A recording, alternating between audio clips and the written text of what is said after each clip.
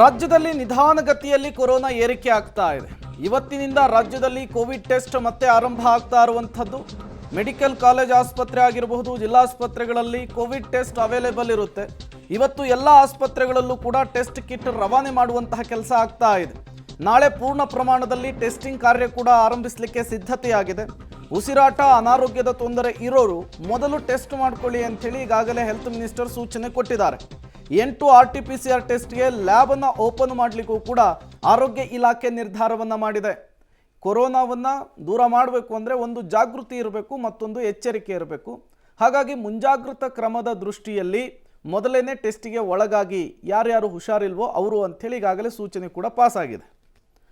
ಮತ್ತಷ್ಟು ಡೀಟೇಲ್ಸ್ ಕೊಡ್ತಾರೆ ಲೋಕೇಶ್, ನೇರ ಸಂಪರ್ಕದಲ್ಲಿ ಜಾಯ್ನ್ ಆಗಿದ್ದಾರೆ. ಲೋಕೇಶ್, ಈ ಹಿಂದೆ ಕೊರೋನಾವನ್ನು ಮಟ್ಟ ಹಾಕೋದಕ್ಕೆ 3T ಸೂತ್ರವನ್ನು ಬಳಸಲಾಗಿತ್ತು. ಅದು ಟೆಸ್ಟು, ಟ್ರ್ಯಾಕು, ಅದಾದಮೇಲೆ ಟ್ರೀಟ್ಮೆಂಟು ಅಂಥೇಳಿ.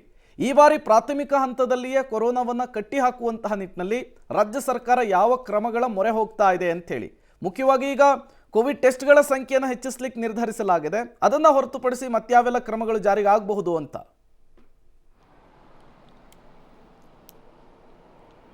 ಪ್ರೇಮ್, ಈಗ ಟೆಸ್ಟ್ ಅಷ್ಟೇ ಅಲ್ಲದೆ ಪ್ರಮುಖವಾಗಿ ಯಾರು ಬೇರೆ ಬೇರೆ ಕಾಯಿಲೆ ಇಂದ ಬಳಸ್ತಾ ಇದ್ದಾರೆ, ಹೃದಯ ಸಂಬಂಧಿ ಕಾಯಿಲೆ ಇರ್ಬೋದು, ಶುಗರ್ ಇರ್ಬೋದು, ಜೊತೆಗೆ BP ಮತ್ತು ಇನ್ನಿತರ ಕ್ಯಾನ್ಸರು, ಅಪಾಯಕಾರಿ ಮಾರಣಾಂತಿಕ ಕಾಯಿಲೆಗಳಿಂದ ಬಳಲ್ತಾ ಇರ್ತಕ್ಕಂಥ ವ್ಯಕ್ತಿಗಳು, ಅದರಲ್ಲೂ ಕೂಡ 60 ವರ್ಷ ಮೇಲ್ಪಟ್ಟವ್ರು ಯಾರಿದ್ದಾರೆ ಅಂಥವ್ರಿಗೆ ಟೆಸ್ಟ್ ಮಾಡಬೇಕು ಅಂತೇಳಿ ಸೂಚನೆಯನ್ನು ನಿನ್ನೆ ಆರೋಗ್ಯ ಸಚಿವರು ಅಧಿಕಾರಿಗಳಿಗೆ ಕೊಟ್ಟಿದ್ದಾರೆ.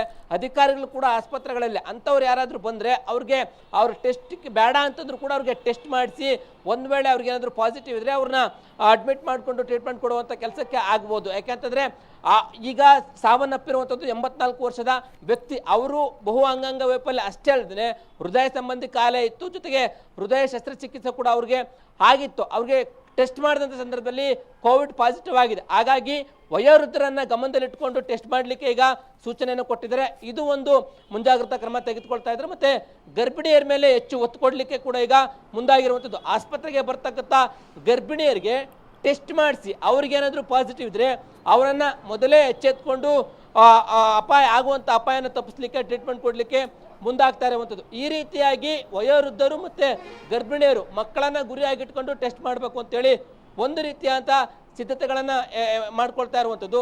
ಅದನ್ನು ಹೊರತುಪಡಿಸಿದರೆ ಟೆಸ್ಟನ್ನು ಹೆಚ್ಚಳ ಮಾಡಿ ನಿಯಂತ್ರಣ ಮಾಡಲಿಕ್ಕೆ, ಕೇಸ್ ಏರಿಕೆ ಆಗೋದನ್ನು ನಿಯಂತ್ರಣ ಮಾಡಲಿಕ್ಕೆ ಈಗ ಮುಂದಾಗ್ತಾ ಇದ್ದಾರೆ. ಆರೋಗ್ಯ ಇಲಾಖೆ ಈಗಾಗಲೇ ಸಭೆಗಳ ಮೇಲೆ ಸಭೆ ಮಾಡಲಿಕ್ಕೆ ಈಗ ಮುಂದಾಗ್ತಾ ಇದೆ.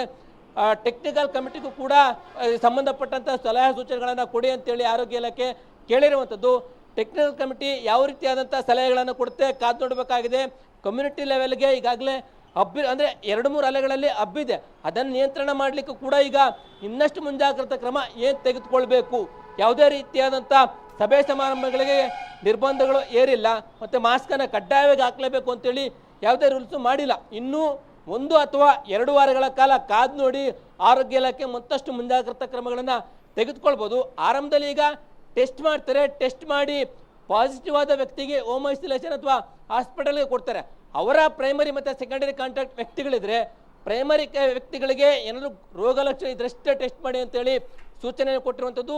ಪ್ರೈಮರಿ ಮತ್ತು ಸೆಕೆಂಡರಿ ಕಾಂಟ್ಯಾಕ್ಟ್ ವ್ಯಕ್ತಿಗಳಿಗೆ ರೋಗ ಲಕ್ಷಣ ಇಲ್ಲ ಅಂತಂದರೆ ಯಾವುದೇ ಕಾರಣಕ್ಕೂ ಟೆಸ್ಟ್ ಮಾಡಬೇಡಿ ಅಂತೇಳಿ ಸೂಚನೆಯನ್ನು ಕೊಟ್ಟಿದ್ದಾರೆ. ಹಾಗಾಗಿ ಈ ನಿಯಮಾವಳಿಗಳೇನಾದರೂ ಮುಂದಿನ ವಾರದಲ್ಲಿ ಬದಲಾಗುತ್ತಾ ಅಂತೇಳಿ ಕಾದು ನೋಡಬೇಕಾಗಿದೆ. ಸದ್ಯಕ್ಕೆ ಟೆಸ್ಟ್ ಹೆಚ್ಚಳ ಮಾಡಲಿಕ್ಕೆ ಈಗ ಆರೋಗ್ಯ ಇಲಾಖೆ ಮುಂದಾಗಿರುವಂಥದ್ದು. Prem, okay, thank you Lokesh ತಮ್ಮೆಲ್ಲ ಮಾಹಿತಿಗಾಗಿ. 2019ರಿಂದ 2023ರವರೆಗೂ ಕೂಡ 3 ಅಲೆಗಳಲ್ಲಿ ಕೊರೋನಾ ನಮ್ಮನ್ನು ಹೇಗೆ ಹಿಂಡಿ ಹಿಪ್ಪೆ ಮಾಡಿತ್ತು, ಯಾವ ರೀತಿ ಬಾಧಿಸಿತ್ತು ಅನ್ನೋದನ್ನು ನೋಡಿದ್ವಿ. ಹಾಗಾಗಿ ಸ್ವಲ್ಪ ಎಚ್ಚರಿಕೆ ಕೂಡ ಬೇಕಾಗುತ್ತೆ.